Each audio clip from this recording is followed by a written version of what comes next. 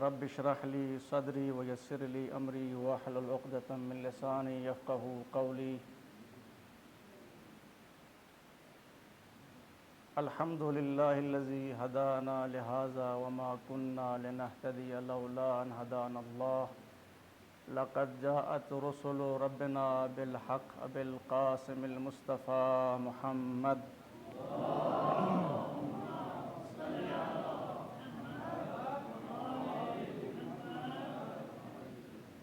والصلاة والسلام على أهل بيت رسول الله صلى الله عليه وآله وسلم، لا سيما بقية الله في الأرضين وحجته على العالمين الإمام المنتظر عجل الله تعالى له الفرج، روحي وأرواح العالمين لتراب مقدمه الفداء، ولعنة الدائمة الباقية على أعدائهم وغاصبي حقوقهم ومنكري فضائلهم ومناقبهم أجمعين من الآن إلى قيام يوم الدين. أما بعد، فقد قال الله الحكيم في كتابه العظيم وهو أصدق الصادقين وقوله الحق. بسم الله الرحمن الرحيم. ونريد أن نمن على الذين استضعفوا في الأرض ونجعلهم أئمة ونجعلهم الوارثين. صدق الله العلي العظيم. برشان محمد وآل محمد صلوات.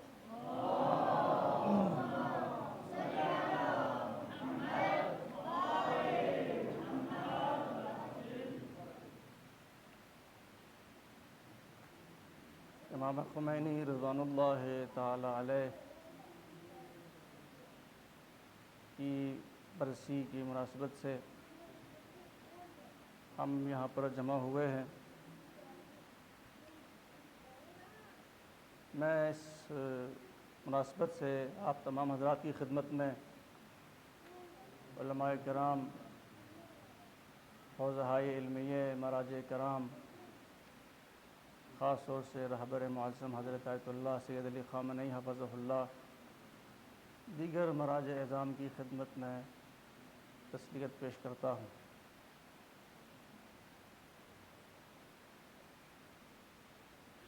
ظاہر سی بات ہے کہ امام خمینی جیسی شخصیت پر لب گشائی کرنا کوئی معمولی بات نہیں ہے، اور نہ ہی اس عظیم ہستی کے تمام فضائل کو مختصر وقت میں انسان بیان کر سکتا ہے. کچھ چیزیں جو آپ ہمیشہ سنتے رہتے ہیں، مجھے اس سے غرض نہیں ہے. جو مسلسل روٹین وائز جو آپ کا کام ہے سن کے چلے جانا، وہ بہرحال یہ ایک ایسی سنت ہے کہ جس سنت پر ہم ہمیشہ چلتے آ رہے ہیں، اور سننے کے بعد اس سنت کو عملی جامہ پہنانا، یہ سنت ہمیں پسند نہیں آتی ہے.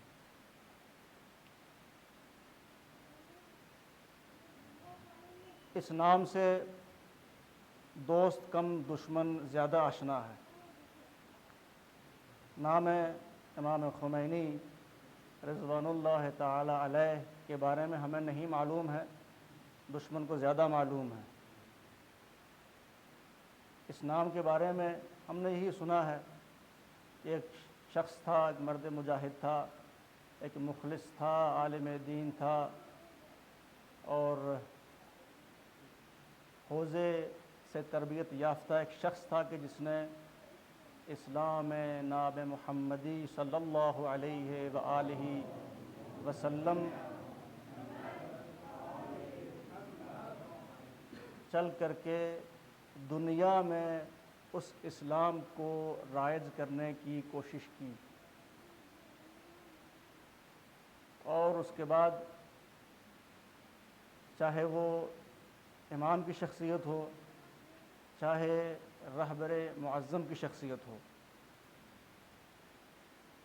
میں بالوثوق یہ بات کہہ سکتا ہوں کہ ہم نے صرف موبائل کی رنگ ٹیون تک ہم نے سمجھا ہے سلام فرمان دے. اس سے بڑھ کے آگے ہم نے امام کو سمجھنے کی کوشش نہیں کی ہے، اس سے آگے جا کے ہم نے امام کے دور کے حالات معلوم کرنے کی کوشش نہیں کی ہے، اور کر کے ملے گا بھی کیا؟ فائدہ کیا ہو جائے گا کہ اگر ہم امام کے بارے میں جان لیں گے، رہبر معظم کے بارے میں جان لیں گے، ایران کے بارے میں جان لیں گے، تو اس سے ہمارے علم میں کیا اضافہ ہوگا؟ ٹھیک ہے، آپ کے جذبات جڑے ہوئے ہیں، اچھی بات ہے، آپ کے احساسات، آپ کے جذبات، آپ کا جو عقیدہ ہے، آپ کی جو محبت ہے، اور جو آپ کا لگاؤ ہے ایران سے، انقلاب سے، امام سے، رہبر معظم سے، یہ سب چیزیں درست ہیں، اس سے کسی کو انکار نہیں ہے، اور یہ ہونا بھی چاہیے۔ لیکن کیا اسی انقلاب کے اثرات ہماری زندگی کے اندر رونما ہوئے ہیں؟ کیا یہ انقلاب صرف کتاب اور کاغذ اور قلم کے درمیان تو ہی چکر نہیں کاٹ رہا ہے؟ انقلاب کے موضوع پر ہزارہا کتابیں لکھی گئی ہیں، ہر دن آپ media, national media, international media, Iran میں، ایران سے باہر، ہر جگہ آپ کو کوئی نہ کوئی پہلو ہر دن نظر آئے گا کہ جو انقلاب اسلامی کی دنیا میں صدور کے بارے میں بات کر رہا ہے۔ رہبر معظم کی بات ہوتی ہے تو اس کا مطلب یہ انقلاب کی بات ہوتی ہے، تو اس سے کسی کو انکار نہیں ہے۔ لیکن ہم جو اس راہ سے جڑے ہوئے ہیں، اس راستے سے جڑے ہوئے ہیں کہ جو راستہ وہ راستہ ہے کہ جو ہمیں خدا، رسول اور ائمہ معصومین علیہم الصلاۃ والسلام سے قریب کرتا ہے، تو اس راستے پر چل کر کے جب ایک آدمی اپنے علم کے ذریعے سے، اپنے عمل کے ذریعے سے، اپنی حکمت کے ذریعے سے، اپنی سوچ کے ذریعے سے، اپنے فکر کے ذریعے سے، اور ایک منصوبے کے تحت کام کر کے ایران اسلامی میں اس شاہی نظام کو ختم کر کے اسلامی نظام کو لاگو کر سکتا ہے، کیا اس کے بعد ہماری ذمہ داری ختم ہو جاتی ہے؟ آپ اس چیز کو ضرور محسوس کریں گے کہ امام خمینی رضوان اللہ تعالی علیہ نے جو انقلاب لایا ہے ایران میں، اس انقلاب کی سب سے بڑی اور سب سے جو اصل سے کہا جائے جو اساس اور بنیاد ہے، وہ ہے کہ یہ انقلاب خدا کے لیے ہے، یہ تبدیلی خدا کے لیے ہے، یہ خدا کی خاطر ہے، ایک ایک قدم جو ہے وہ اس میں للہیت ہے، اس میں خدا سے جڑنے کا ایک ذریعہ ہے۔ کوئی ایسا لمحہ آپ کو نظر نہیں آئے گا کہ امام خمینی کے اقوال کے ذریعے سے، افعال کے ذریعے سے لگے کہ یہ کام ہمیں جو ہے وہ کرسی کے لیے ہے، سیاست کے لیے ہے۔ ایک حکومت تشکیل دی جائے گی، اس حکومت کا سربراہ ہوگا، اسے ولی فقیہ کہا جائے گا، اور اس کرسی پر بیٹھ کر جو ہے وہ ظاہر سی بات ہے کہ جو عام دنیا میں جو انقلابات ہوتے ہیں وہ کس کے لیے ہوتے ہیں؟ کرسی کے لیے ہوتے ہیں، چیئر کے لیے ہوتے ہیں کہ ہمیں یہ مل جائے، اس کے بعد ہمیں کوئی مطلب نہیں ہوتا ہے۔ اکثر دنیا میں ایسا ہے، کوئی سی تاریخ اٹھا کے دیکھیے، بعض جگہوں پہ جو انتخابات ہوتے ہیں وہ کس لیے ہوتے ہیں؟ انتخابات جو ہے وہ کام کے لیے نہیں ہوتے ہیں، بلکہ انتخابات اپنے نمود کے لیے ہوتے ہیں، اپنے شہرت کے لیے ہوتے ہیں، کرسی کے لیے ہوتے ہیں، عہدے کے لیے ہوتے ہیں۔ لیکن اس انقلاب میں وہ چیز نظر نہیں آتی ہے، یہ بالکل مکمل خالص انقلاب ہے۔ بالکل تبھی کہا گیا نا کہ تبھی یہ انقلاب آگے بڑھے گا کہ جب اس کے اندر خلوص ہوگا، یہ انقلاب ترقی کرے گا جب اس کے اندر وہ جان ہوگی، وہ طاقت ہوگی کہ جب ایران اسلامی سے باہر بھی یہ انقلاب صادر ہو سکتا ہے، اور ہو رہا ہے۔ کس کے ذریعے سے؟ علماء کے ذریعے سے۔ کس کے ذریعے سے؟ جو وہ طلاب علوم دینیہ جو نجف اور قم کا رخ کرتے ہیں، واپس آتے ہیں۔ آپ یقین کریں کسی بھی عالم دین کی تقریر نہیں ملتی کہ جہاں پر امام خمینی کا ذکر نہ ہو، جہاں پر رہبر کا ذکر نہ ہو، جہاں پر جو ہے ایران کا ذکر نہ ہو۔ ہر جگہ نماز جمعہ میں آپ سنتے رہتے ہیں کہ اس کے بعد نعرہ کس کا ہوتا ہے؟ رہبر معظم کا نعرہ ہوتا ہے۔ تو انقلاب ایک طریقے سے صادر ہو رہا ہے ایران سے باہر کی دنیا میں، لیکن اس چیز کو تو آپ محسوس کریں کہ انقلاب کی بنیاد جو تھی وہ کس چیز کے اوپر تھی؟ امام خمینی رضوان اللہ تعالی علیہ نے بارہا کہا اپنی تقریر میں، پلین میں سوار ہوتے ہوئے لینڈنگ کے دوران ہر جگہ انہوں نے کہا کہ میں خدا کے لیے کام کر رہا ہوں، میں خدا کے لیے کام کر رہا ہوں، قوموا للہ، اللہ کے لیے کھڑے ہو جو خدا خود معاون ہے، خدا خود مددگار ہے۔ ان تنصروا اللہ ینصرکم، آپ اللہ کی مدد کرو گے تو خدا آپ کی مدد کرے گا، اور خدا کا ارادہ بھی یہی ہے، خدا چاہتا ہی یہی ہے کہ حکومت ان لوگوں کے ہاتھ میں دی جائے کہ جو واقعی معنوں میں حکومت کے اہل ہوں، حکومت ان لوگوں کے حوالے کر دی جائے کہ جو حکومت کو سمجھتے ہوں، جو اسلام کو سمجھتے ہوں، اور جو ظالم کا مقابلہ کر سکیں، اور جو واقعی معنوں پر اس روئے زمین پر مستضعف ہوں۔ ایک ہوتا ہے کہ انسان کمزور ہے، ایک ہوتا ہے کمزور بنایا جاتا ہے۔ تو جو کریں آپ حضرات، ایک آدمی کیا ہے؟ کمزور ہے، اس کے پاس کچھ نہیں ہے۔ ایک یہ ہے کہ پکڑ کے اس کو بند کر دو گے تو وہ کمزور ہو جائے گا، وہ کیا ہو جائے گا؟ کمزور ہو جائے گا۔ آپ کسی کو بات کرنے کا موقع نہ دیں گے تو وہ بول پائے گا، آپ کسی کو گفتگو نہ کرنے دیں وہ گفتگو کر پائے گا، آپ کسی کے ساتھ اچھے سے بات نہیں کریں گے وہ جواب دے گا۔ تو ایک ہوتا ہے خود کمزور، ایک یہ ہے کہ کمزور جن لوگوں کو بنایا جاتا ہے۔ تو ظاہر سی بات ہے کمزور ان لوگوں کو بنایا جاتا ہے کہ جن کے اندر کچھ صلاحیت ہو، جو کچھ کرنا چاہتے ہوں۔ جو کچھ کرنا نہیں چاہتا اسے کمزور بنانے کی کیا ضرورت ہے؟ اس کے بارے میں سوچنا ہی کیا ہے؟ خطرہ کس سے ہوتا ہے؟ اس آدمی سے خطرہ ہوتا ہے کہ بھئی یہ آدمی سے بچو، یہ انقلاب پیدا کر سکتا ہے، یہ انقلاب لا سکتا ہے، یہ تبدیلی لا سکتا ہے، اس سے بچ کے رہو۔ تو ظاہر سی بات ہے کہ جب یہ چیز ہمارے ذہن میں آ جاتی ہے، اس کے بارے میں ہمیں سوچتے ہیں کہ جن لوگوں کو کمزور بنایا گیا ہے، آپ یقین کریں چاروں طرف سے صرف ایک ہی نظام کو کمزور کرنے کی کوشش کی جا رہی ہے۔ وہ کیا ہے؟ وہ نظام الہی ہے، وہ نظام خدا ہے، وہ نظام قرآن ہے، وہ نظام مصطفیٰ صلی اللہ علیہ وآلہ وسلم ہے، جس کو کمزور کرنے کی کوشش کی جاتی ہے، اور ان کے ماننے والوں کو کمزور کیا جاتا ہے ہر اعتبار سے، طرح طرح سے پابندیاں لگا کے، ان کے اوپر جو ہے وہ سینکشن لگا کر کے، دبا کر کے، پریشر ڈال کر کے، بین الاقوامی سطح کے اوپر ہر جو بھی بن پاتا ہے دشمن اس حربے کو اختیار کرتا ہے کہ ان کو کمزور بنایا جائے۔ وہ کمزور نہیں ہے، ان کے پاس ٹیکنالوجی ہے، ان کے پاس علم ہے، ان کے پاس سیاست ہے، ان کے پاس جو ہے وہ اخلاقی قدریں ہیں، ساری چیزیں موجود ہیں، مگر ان کی ان باتوں کو اس طریقے سے پیش کیا جاتا ہے کہ ان کو سیاسی اعتبار سے، سماجی اعتبار سے، دنیاوی اعتبار سے کمزور کیا جائے۔ تو ظاہر سی بات ہے کہ آپ اس چیز کو محسوس کریے کہ پورا کل کفر جمع ہے ایمان کے مقابلے میں۔ اس کے مقابلے میں؟ ایمان کے مقابلے میں، اخلاص کے مقابلے میں، اور قرآن کے مقابلے میں، اور شریعت محمد مصطفیٰ صلی اللہ علیہ وآلہ وسلم کے مقابلے میں۔ اب ظاہر سی بات ہے اگر کوئی عام حکومت ہوتی تو وہ سمجھوتا کر لیتی، کیا ضرورت ہے مصیبت سر لینے کی، کیا ضرورت ہے پنگا کرنے کی، کیا ضرورت ہے ان کے ساتھ الجھنے کی، کیا ضرورت ہے ان سے بات کرنے کی، کیا ضرورت ہے کہ ہم اپنی پبلک کے اوپر دباؤ بنوائیں، جو ہے وہ انٹرنیشنل میڈیا کی طرف سے، حکومتوں کی طرف سے کوئی فرض نہیں بنتا ہے، ضرورت نہیں ہے، اصل واجب نہیں ہے، کیوں کریں گے ایسا کام؟ آپ مجھے بتائیے اگر اس انقلاب کے اندر وہ اسلام اور اسلامی جو ہے جو فکر ہے، جو اسلامی سوچ ہے، اگر اس کی بنیاد یہ نہیں ہوتی تو ظاہر سی بات ہے کہ کب سمجھوتا ہو گیا ہوتا امریکہ کے ساتھ۔ لیکن ان کا یہ کلی یہ بیان ہے، کلی طور پر یہ بیان ہے کہ ہم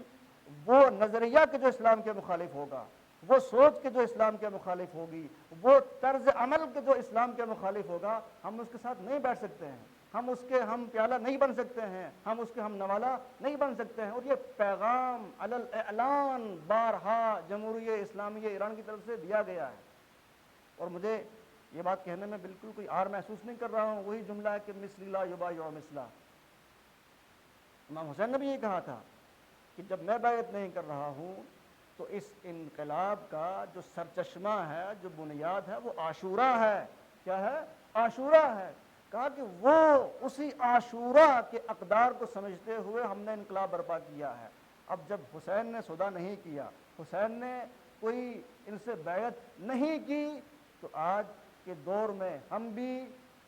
اسی امام کے راستے پر چلتے ہوئے بیعت نہیں کرتے۔ ایک صلوات پڑھنا محمد و آل محمد۔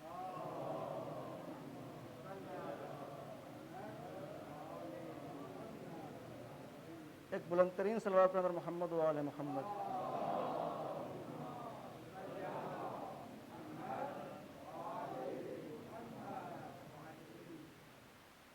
تو یہ جو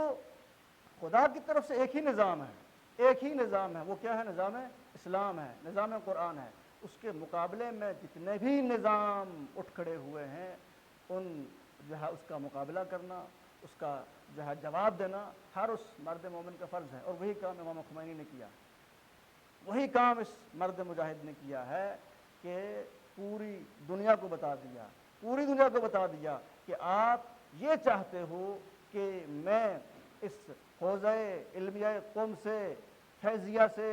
اور ایران کی مساجد سے یہ اعلان نہ کرواؤں کہ جو نظام، جو شاہی نظام ہے، یہ غلط نظام ہے، اس کو قبول نہیں کریں گے، اور سلام ہو ایران کی باشعور قوم پر کہ جنہوں نے امام کی آواز پر لبیک کہا۔ ورنہ تو اگر یہاں کے عوام ہوتے تو ظاہر سی بات ہے کہ وہ چیختے رہتے، چلاتے رہتے، کوئی فرق نہیں پڑتا، مجھے انقلاب لانا ہے، تبدیلی لانا ہے، تو ظاہر سی بات ہے کوئی سننے کے لیے تیار نہیں تھا۔ تو ایسے لوگ مل گئے کہ جن کی امام کی آواز پر لبیک کہا، اور نہ کہ خود داخل ایران میں، خارج ایران میں آج نہیں کہتے ہیں لبیک یا خامنہ نہیں کہتے ہیں، کہتے ہیں ایران سے باہر بھی خداوند متعال کی طرف سے دو مومن کے اندر دو بڑی طاقتیں ہیں، ایک ہے قوہ دافعہ، ایک ہے قوہ جاذبہ، اور امام خمینی رضوان اللہ تعالی علیہ کے اندر دونوں یہ طاقتیں، یہ پاورز موجود تھی۔ اس سے بڑی طاقت کیا چاہیے ہے؟ جو واقعی معنوں میں امام کے چاہنے والے ہیں ان سے محبت کرتے ہیں، اور جس طریقے سے، اب ظاہر سی بات ہے کہ یہ امام کی اندر جو ہمارے دلوں میں محبت ہے، یہ کس کی وجہ سے ہے؟ خدا کی وجہ سے ہم نے پیدا کی ہے۔ ہم نے کوئی احسان کیا آپ کے اوپر کہ ہماری وجہ سے آپ امام کو چاہتے ہیں؟ نہیں، اللہ کی طرف سے ہے۔ خدا چاہتا ہے جس کے دل میں اس مرد مومن کی، اس کے اخلاص کی بنا پر، اس کے عمل کی بنا پر، اس کے کردار کی بنا پر اس کے دل میں محبت پیدا کرتا ہے، وہ محبت نکلتی نہیں ہے۔ کچھ بھی کرا لیجیے آپ سے، لیکن آپ اگر واقعی معنوں میں آپ کا عقیدہ درست ہے تو آپ کوئی بات بھی امام کے خلاف نہیں کریں گے، سننا گوارا نہیں کریں گے، کہنا تو دور کی بات ہے۔ تو سمجھنا چاہیے اس انسان کا عرفان، اس کی منزلت، اس کے مقام، اور خدا سے رابطے کو سمجھنا چاہیے۔ اگر خدا سے رابطہ نہ ہوتا تو اب یقین کریے دنیا میں کتنے انقلاب آئے، ختم ہو گئے، کوئی نام و نشان نہیں ہے۔ امام نے مختلف خطوط لکھے، گورباچوف کو جو خط لکھا، اب وقت میں گنجائش نہیں ہے، 10 منٹ آلریڈی جو مجھے کہا گیا ہے، تو باتیں بہت ساری ہیں جو انقلاب کے حوالے سے جو کرنی پڑتی ہیں، بہت ساری باتیں ہیں کہ جو آدمی انقلاب کے حوالے سے کر سکتا ہے، لیکن اس میں کیا کہا کہ جو ابھی جو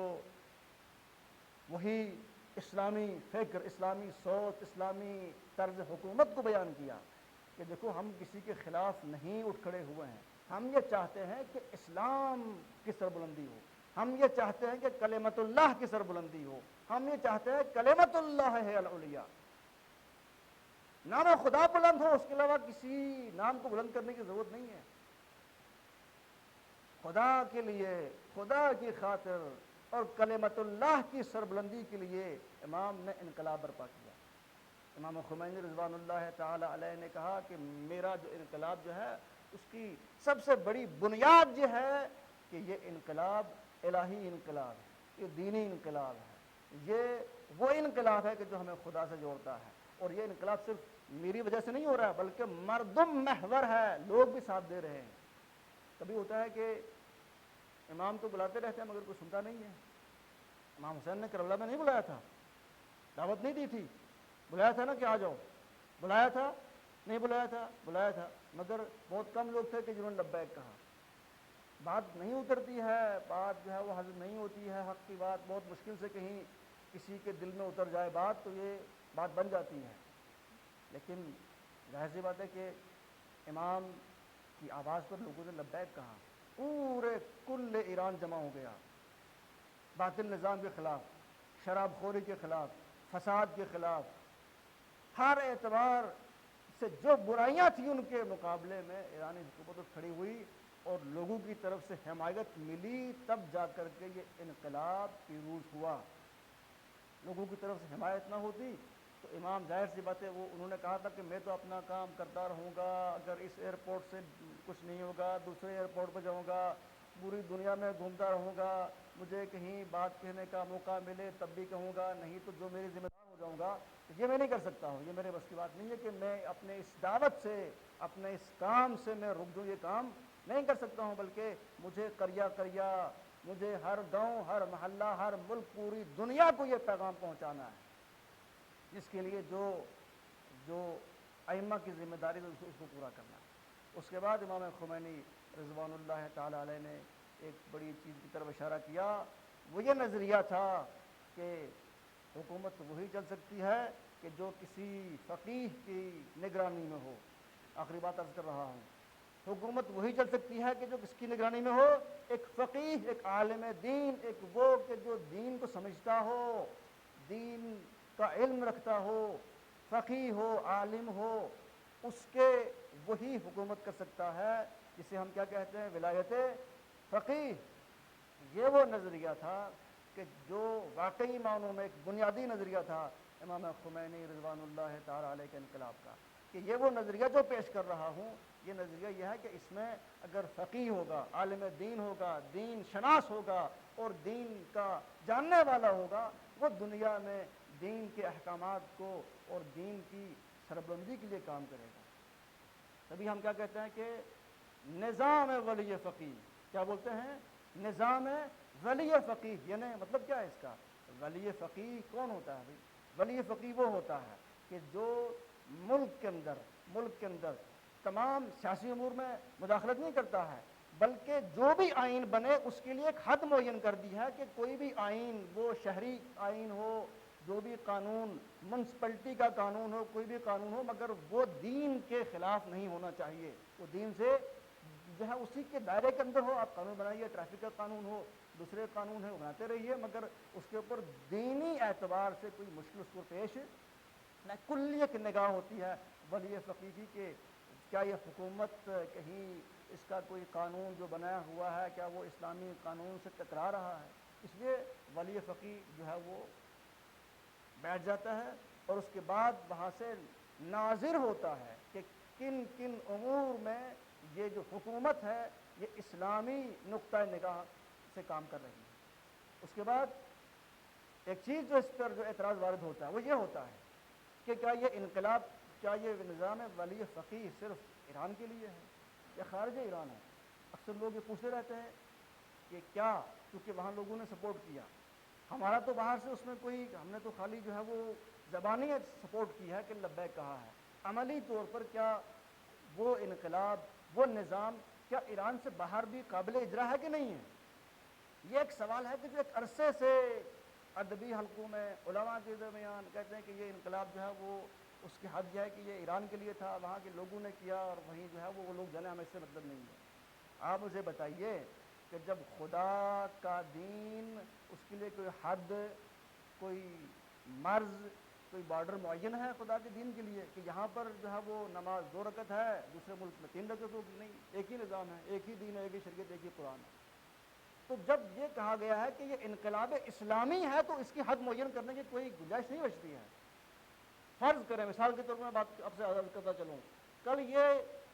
جو ملک جو تقسیم ہوئے ہیں، یہ ایران ہے، یہ افغانستان ہے، یہ ترکیہ ہے، یہ سنٹرل ایشیا ہے، یہ یورپ ہے، یہ تو ہماری تقسیم ہے نا۔ کل فرض کرتے ہیں یہ سسٹم ختم ہو جاتا ہے، کہتے ہیں کہ ایک ہی ملک ہے، ایک ہی دنیا ہے، ایک ہی نظام ہے، تو کیا کہیں گے؟ ہر جگہ تو ظاہر سی بات ہے کہ پیغمبر اسلام یہاں گسائی میں آئے تھے؟ نہیں آئے تھے، تو بولیں گے تو پیغمبر تو مدینے میں آئے تھے، یہاں کیا ضرورت ہے انقلاب کی؟ وہ تو مدینے میں وہاں پہ قرآن نازل ہوا تھا، مکہ میں نازل ہوا، تو وہاں کی باتیں وہ لوگ جانے، ہم سے کیا مطلب ہے؟ کہ جو مرز، جو بارڈر، جو جتنے بھی حد بندی ہماری طرف سے ہے، اللہ کی طرف سے تو کچھ ہے نہیں ہے۔ اس کی یہ ہے کہ زمین اس کی ہے، آسمان اس کا ہے، سب کچھ اس کا ہے، جو کچھ اس زمین اور اس پر ہمیں دکھتا ہے وہ اللہ کا ہے۔ تو لہذا یہ غلط فہمی اپنے ذہنوں سے نکال دی جائے کہ اس کی کوئی حد موج نہیں، انقلاب اسلامی ہے تو سب کے لیے، ہر جگہ، ہر دنیا کے کونے کونے تک امام نے کہا اس انقلاب کی آواز پہنچنا چاہیے۔ اور خدا کا شکر ہے کہ دنیا کے کونے کونے میں آج امام خمینی کے نام کو لوگ جانتے ہیں، پہچانتے ہیں۔ اور اس کے بعد واقعی معنوں میں ایک بات عرض کرتا چلوں کہ دنیا میں اگر کسی شخص نے امامے کو عزت بخشی ہے تو وہ امام ہے۔ آج سیاسی حلقوں میں، سماجی حلقوں میں، ہر جگہ دیکھیں گے کہ اگر کوئی لگتا ہے کہ یہ صاحب امامہ ہے تو کہتے ہیں کہ یہ خمینی ہے۔ یہ کیا ہے؟ خمینی ہے تو اس مرد مجاہد کا احسان ہے امت پر، دنیا پر، انسانوں پر، مسلمانوں پر، چاہے وہ کوئی بھی ان کا مذہب ہو، چاہے وہ سنی ہو، شیعہ ہو، حنفی ہو، شافعی ہو، مالکی ہو، ایک فکر تو دی کہ اسلامی حکومت قائم ہو سکتی ہے، اسلامی نظام لاگو کیا جا سکتا ہے، ورنہ تو ایران کے قرب و جوار میں جو ملک ہیں وہاں کون سا نظام قائم ہے؟ شاہی نظام ہے، شاہی نظام ہے، باپ کے بعد بیٹا،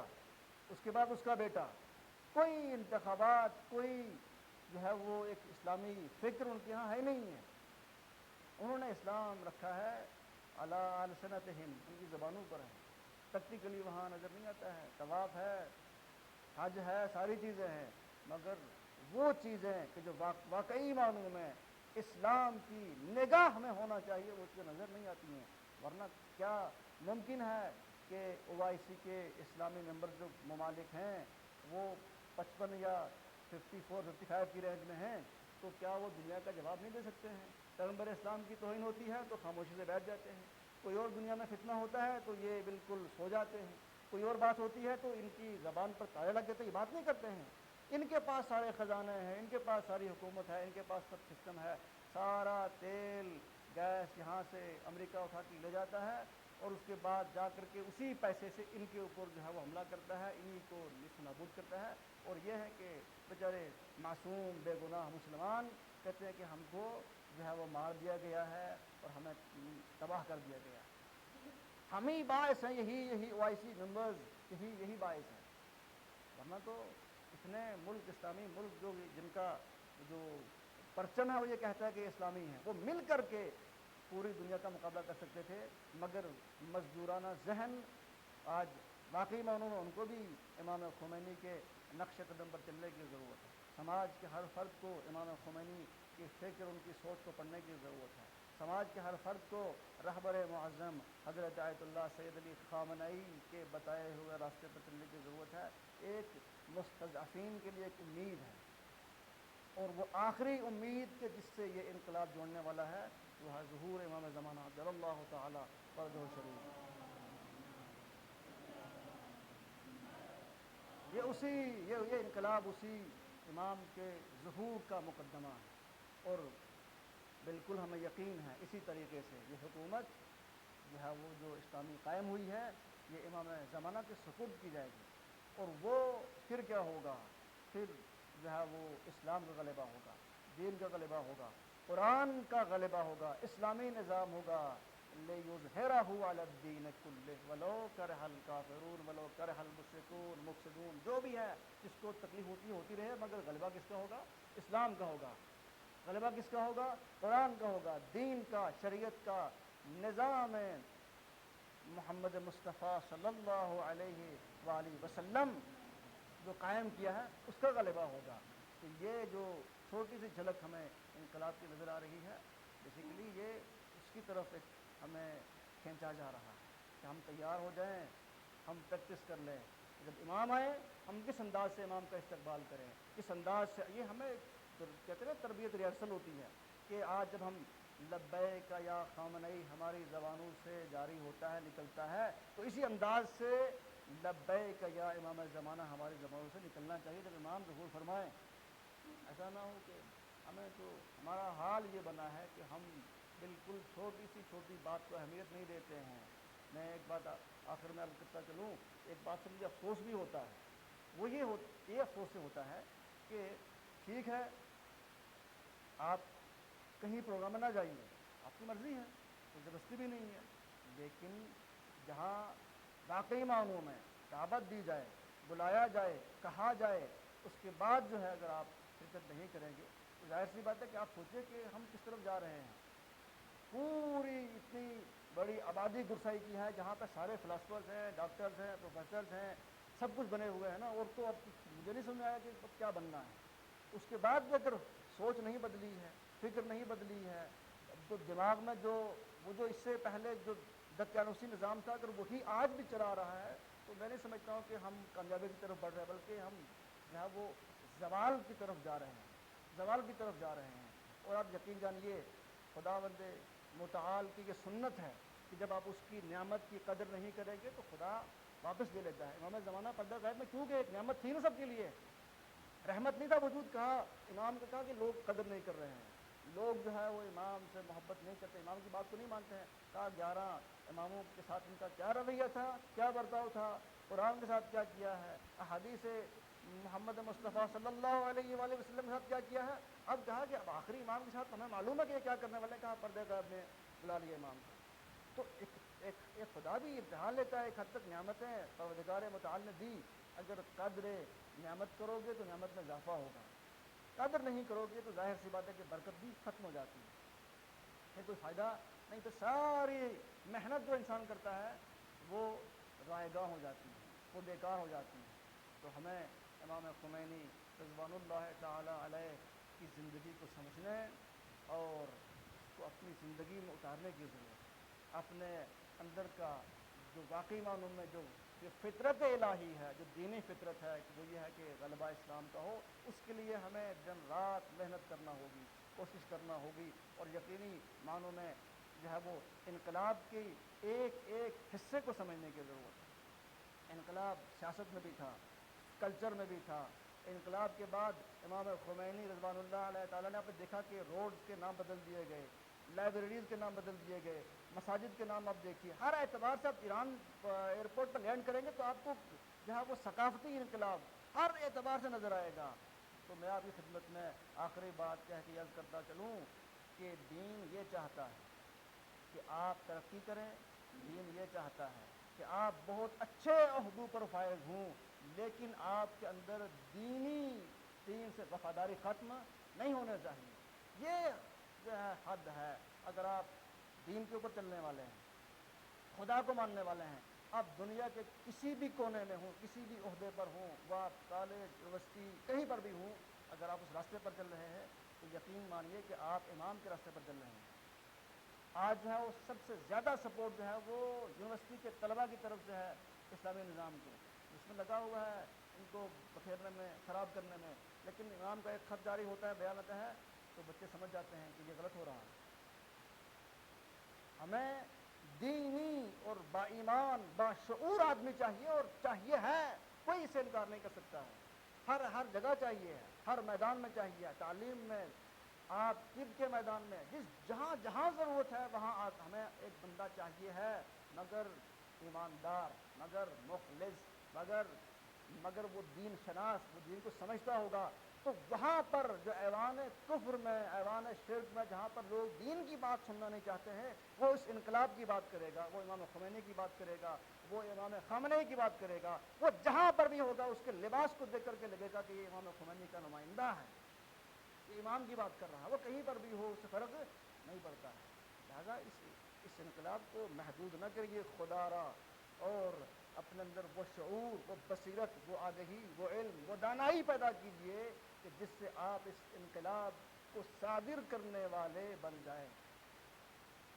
اور واقعی معنوں میں جب ایسا کریں گے تو خدا بھی خوش ہوگا، رسول بھی خوش ہوں گے، امام زمانہ عجل اللہ تعالی فرج شریف بھی خوش ہوں گے۔ آخر میں دعا کرتا ہوں خدا کی بارگاہ میں کہ خدایا تو یہ واسطہ ہے محمد و آل محمد کا کہ ہمیں امام کے راستے پر چلنے کی توفیق عنایت فرما، امام کی زندگی کو سمجھنے، اس پر عمل کرنے کی توفیق عنایت فرما۔ پالنے والے کی واسطہ ہے محمد و آل محمد کا ہمیں امام زمانہ کے بہترین مطیع اور اطاعت گزار میں سے شمار فرما۔ پالنے والے امام زمانہ کے ظہور پہ تعجیل فرما۔ پالنے والے کی واسطہ ہے محمد و آل محمد کا خدا ان کے ظہور پہ تعجیل فرما۔ خدا کی واسطہ محمد و آل محمد کو ان کے سامنے درجہ شہادت پر فائز ہونے کی توفیق عنایت فرما۔ السلام علیکم